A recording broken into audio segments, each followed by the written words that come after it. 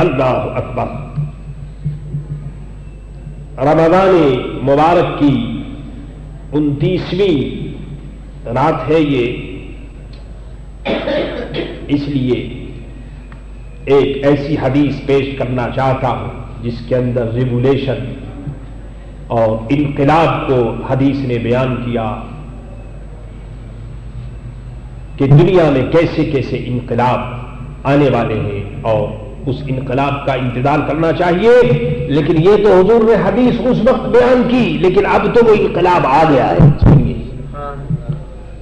فرمایا نبی ہریرہ رضی اللہ تعالی عنہ قال قال رسول اللہ صلی اللہ تعالی علیہ وسلم اذا اتخذ الفی دولا والامانۃ مغنما والزکاۃ مغرما وتعلم لغیر الدین.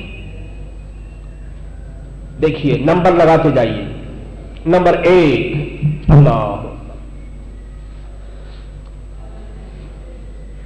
حضرت ابو ہریرہ رضی اللہ تعالی عنہ سے روایت ہے کہ رسول اللہ صلی اللہ تعالی علیہ وسلم نے فرمایا، کیا ارشاد فرمایا کہ جب یہ باتیں تم کو نظر آنے لگے تو تم کو آفت کا اور مصیبت کا انتظار کرنا چاہیے.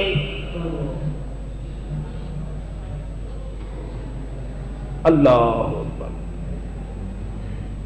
کیا کیا سنیے، فرماتے کہ سرخ آندھیاں، یہ جو ہوا چلتی ہے، اللہ بچائے ہوا سے، جب زور کی ہوا چلتی ہے تو کہتے ہیں کہ یہ ہوا زور سے چلے اور اس کا رنگ کلر جب ریڈ ہو جائے، سرخ، تو سمجھ لو کہ بس اب قیامت آنے والی ہے. فرمایا کہ زمین ہلنے لگے، زلزلہ پیدا ہو جائے زمین میں، اور زمین کے اندر، زمین میں دھس جانا، زمین کے اندر لوگ چلے جائیں، اور آدمیوں کی صورت کا بگڑ جانا، آدمی کی صورت چینج ہو جائے، بگڑ جائے. سرخ آندھی میرے دوستو اللہ بچائے، لیکن دنیا میں آج کل سرخ آندھی نظر آتی ہے. یہ سائیکلون وغیرہ اور یہ جو سیلاب آتے ہیں تو اس کے اندر جو یہ ہوا چلتی ہے تو اس کا رنگ جو ہے وہ بالکل سرخ ہوتا ہے. معاذ اللہ، زمین ہلتی ہے. آپ سنتے رہتے ہیں فلاں ملک میں زلزلہ آیا، اس میں 20,000 آدمی مر گئے، 25,000 آدمی مر گئے. زمین میں دھس جانا، اللہ بچائے. آدمیوں کی صورت کا بگڑ جانا، آدمیوں کی صورتیں دیکھ لیجئے بگڑتی چلی جا رہی ہیں. اور آسمان سے پتھروں کا برسنا. سنیے، فرمایا کہ وہ باتیں کیا کیا ہے. سنیے، حضرت ابو ہریرہ رضی اللہ تعالی عنہ کی حدیث ہے. وہ باتیں کیا کیا ہے؟ فرماتے ہیں کہ جب مال غنیمت کو اپنی ذاتی دولت بنا لی جائے، نمبر 1، مال غنیمت کو، مسلمانوں کے مال کو، خیرات کے مال کو، زکوٰۃ کے مال کو، مسجد کے مال کو، مدرسے کے مال کو، قوم کے مال کو جب اپنا مال اور اپنی دولت بنا لی جائے تو پھر قیامت کا انتظار کرنا چاہیے. اذا اتخذ الفی طبلا، جب آدمی ان مالوں کو اپنا مال بنا لے، یعنی اس کے مستحقین میں تقسیم نہ کیا جائے اور اس میں خرد برد کر دیا جائے تو پھر سمجھ لو کہ بس قیامت آ گئی. نمبر 2، اور فرمایا کہ امانت کو مفت کی غنیمت سمجھ لیا جائے. یعنی اگر کسی نے کسی کے پاس کوئی چیز رکھی کہ بھائی تم اس کی حفاظت کرو، تو بجائے حفاظت کرنے کے اس کو آدمی خرچ کر لے، اس کو اپنی ضرورت میں خرچ کر لے، جیسے چاہے کھا لے، جیسے چاہے پی لے، تو سمجھ لو کہ بس قیامت آ گئی. کیونکہ امانت میں خیانت کرنے کی اسلام اجازت نہیں دیتا. اگر کسی آدمی نے آپ کے پاس روپیہ رکھا تو آپ کو اجازت نہیں کہ آپ اس کی اجازت کے بغیر خرچ کریں. نمبر 2، نمبر 3، ارشاد فرمایا کہ والزکات مغرما، اور زکات کو میرے دوستو تاوان سمجھا جائے.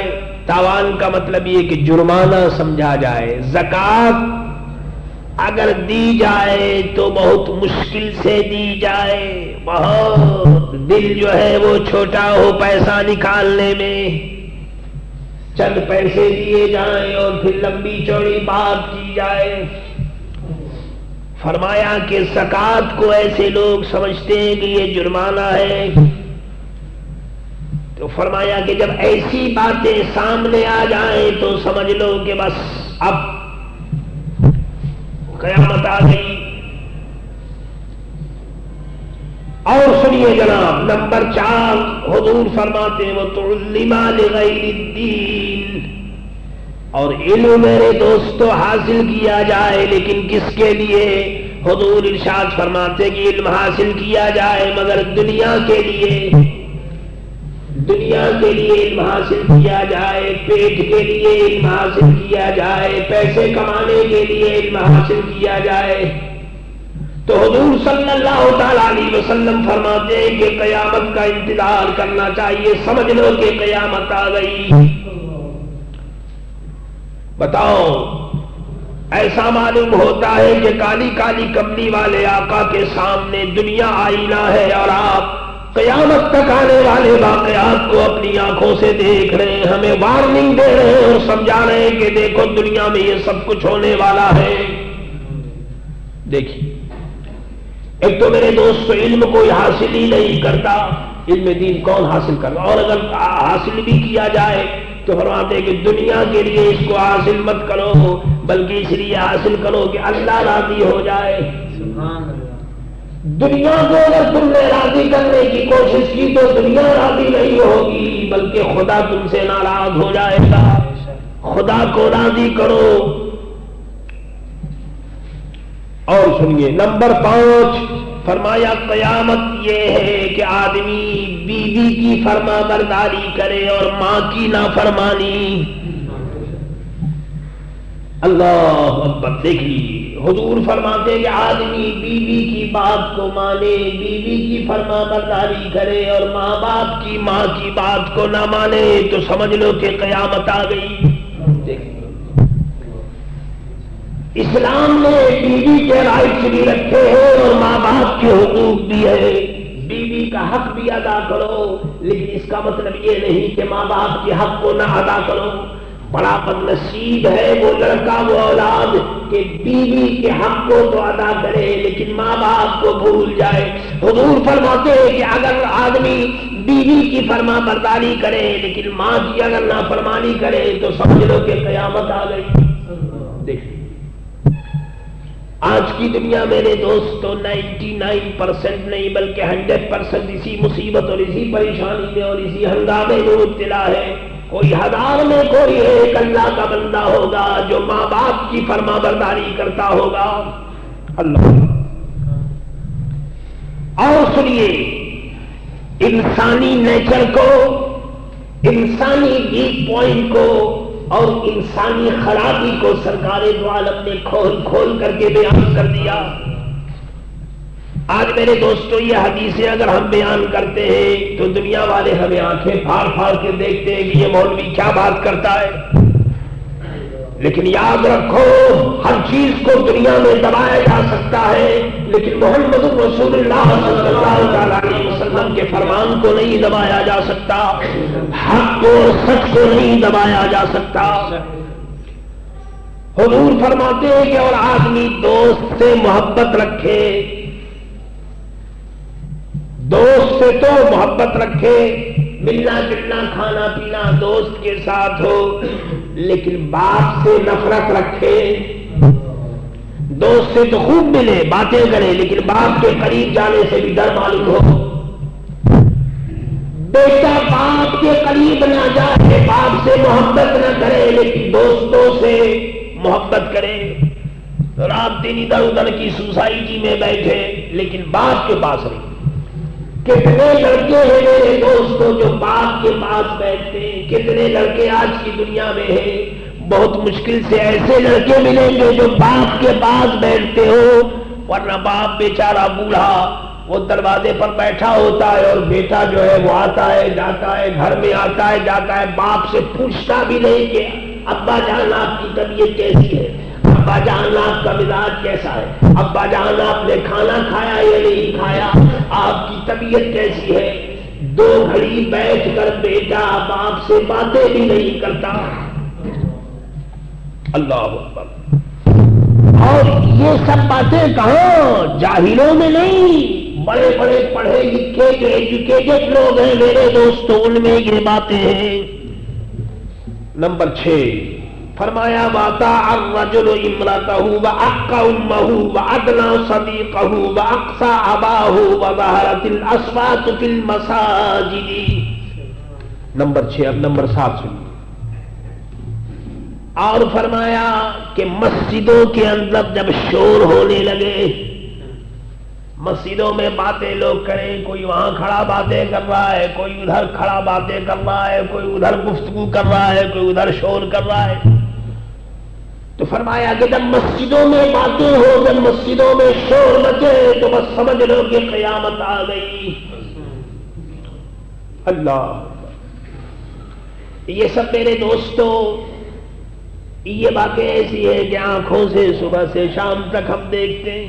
اللہ، فرمایا کہ مسجد میں بات کرنا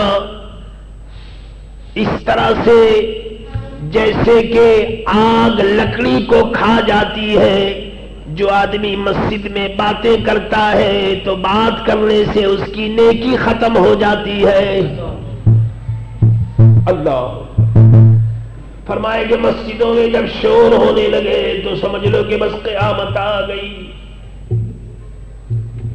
اور دیکھیے ویک پوائنٹ، دیکھیے معلوم ہوتا ہے کہ سرکار دو عالم صلی اللہ علیہ وسلم نے آج کے دنیا کے انسانوں کا پوسٹ مارٹم کیا حضور نے، اور سر سے پاؤں تک انسان کو ننگا کر کے ایک اس کا ایک بیان کر دیا تاکہ ہر آدمی اپنے نیچر کو اپنے آئینے میں دیکھے اور اپنا کیریکٹر خود آدمی دیکھ سکے۔ نمبر 8 سنیے، نمبر 8 حضور فرماتے ہیں وَسَادَ الْقَبِيلَةَ فَاسِقُهُمْ وَكَانَ زَعِيمَ الْقَوْمِ أَرْذَلُهُمْ۔ اللہ اکبر، اس حدیث کو اے کاش دنیا پڑھتی۔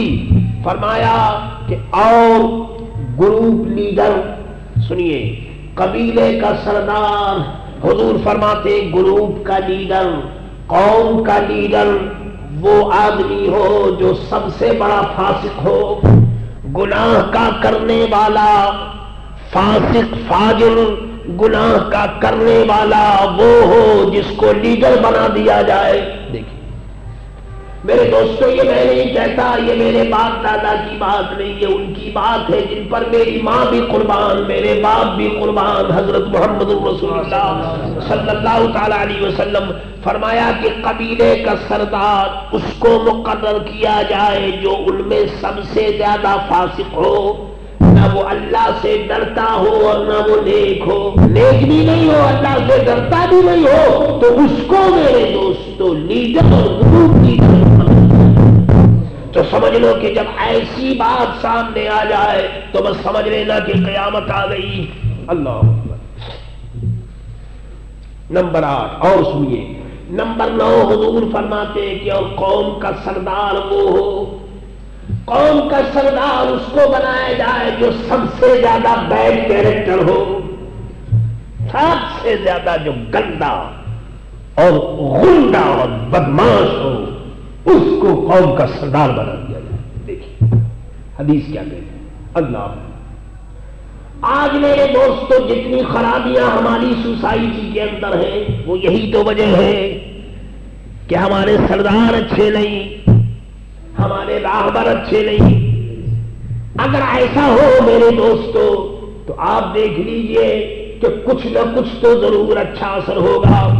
فرمایا کہ قوم کا سردار وہ ہو جو سب سے زیادہ کمینہ خصلت ہو۔ اللہ اکبر۔ نمبر 10 دیکھیے، ایک ایک حدیث، یہ حدیث معلوم ہوتا ہے اللہ کیا پیاری حدیث ہے۔ ارشاد فرمایا کہ وَأُكْرِمَ الرَّجُلُ مَخَافَةَ شَرِّهِ، آدمی کی عزت کی جائے. کیوں؟ فرماتے ہیں آدمی کی عزت کی جائے اس لیے کہ اس کی تکلیف سے بچنے کے لیے، اس لیے نہیں کہ یہ آدمی اچھا ہے، یہ آدمی نیک ہے اس لیے نہیں، بلکہ اس لیے اس کی عزت کی جائے کہ اس کی برائی سے بچنے لگے. آج بھی دیکھ لیجئے لوگوں کے شر سے کوئی بڑا آدمی اگر ہوگا تو لوگ اس کی عزت کریں گے. کیوں؟ کہ وہ سمجھتے ہیں کہ اگر بڑے آدمی کی عزت نہیں کریں گے تو پھر ہمیں پریشانی ہوگی، ہمیں تکلیف پہنچے گی، تو اس لیے لوگ بڑے آدمیوں کی عزت کرتے ہیں. اس لیے کوئی کسی کی عزت نہیں کرتا کہ یہ نمازی ہے، یہ روزہ دار ہے، یہ پرہیزگار ہے. بلکہ میرے دوستو نمازیوں، روزہ داروں، پرہیزگاروں سے تو لوگ دور بھاگتے ہیں.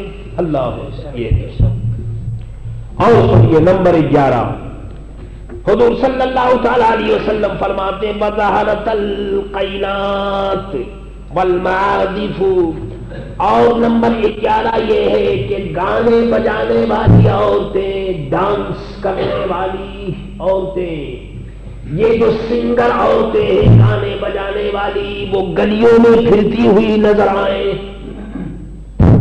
گانے بجانے والی عورتیں جب گلیوں میں پھرتی ہوئی نظر آئے تو بس سمجھ لو کہ قیامت آ گئی. اور فرمایا نمبر 12، اور ارشاد فرمایا کہ وہ شربت الخمور، اور فرمایا نمبر 12 یہ فرمایا سرکار دو عالم صلی اللہ علیہ وسلم نے کہ ڈرنکنگ، یہ جو شراب پینے کا جو پروگرام ہے یہ بالکل کامن ہو جائے. جدھر دیکھو لوگ شراب پی رہے ہیں. دیکھیں میرے دوستو یہ سب وہ باتیں ہیں کہ جو ہم اپنی آنکھوں سے دیکھتے ہیں. اب آپ بتاؤ اب اس کے بعد کیا رہ گیا؟ اور اخیر میں حضور نے فرمایا، اور اخیر میں حال یہ ہو کہ وَلَعَنَ آخِرُ هَذِهِ الْأُمَّةِ أَوَّلَهَا فَارْتَقِبُوا عِنْدَ ذَلِكَ رِيحًا حَمْرَاءَ. اللہ تو ارشاد فرماتے ہیں کہ آخری بات جو فرمائی کہ اس امت کے آخر لوگ پہلے لوگوں پر لعنت کرنے لگے، کہنے لگے جی ہم بہت اچھے ہیں، ہم بہت اچھے ہیں، اور پہلے آدمیوں کو برا کہنے لگے.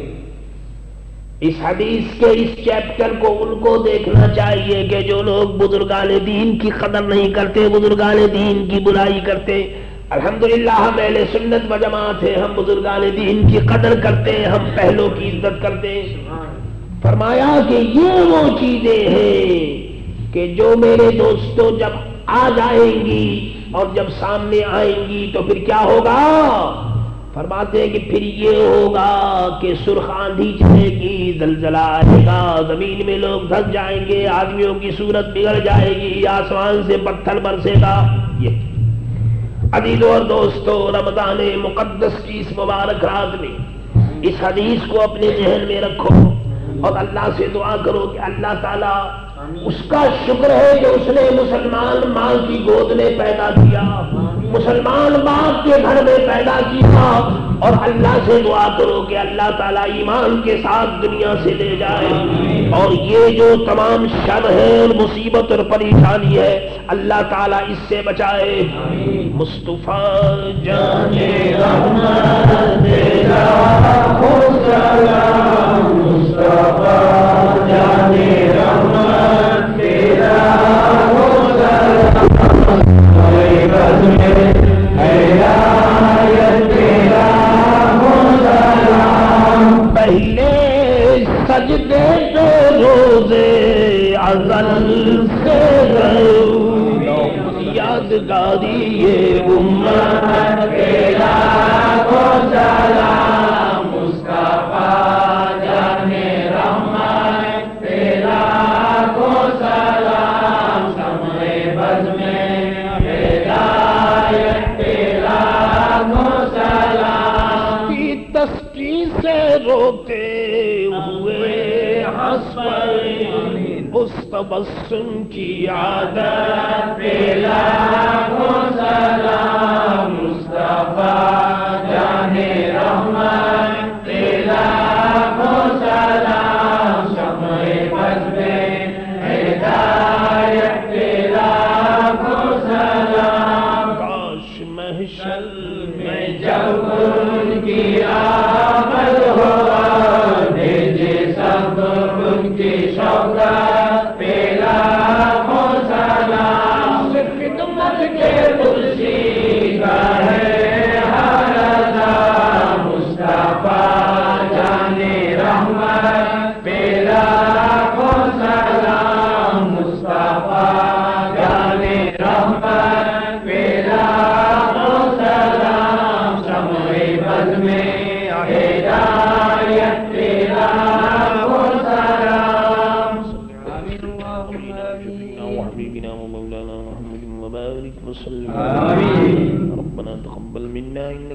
السميع العليم. ربنا ظلمنا أنفسنا وإن لم تغفر لنا وترحمنا لنكونن من الخاسرين. صلى الله تعالى عليه وعلى آله وأصحابه وأزواجه وذرياته وأهل بيته برحمتك يا أرحم الراحمين.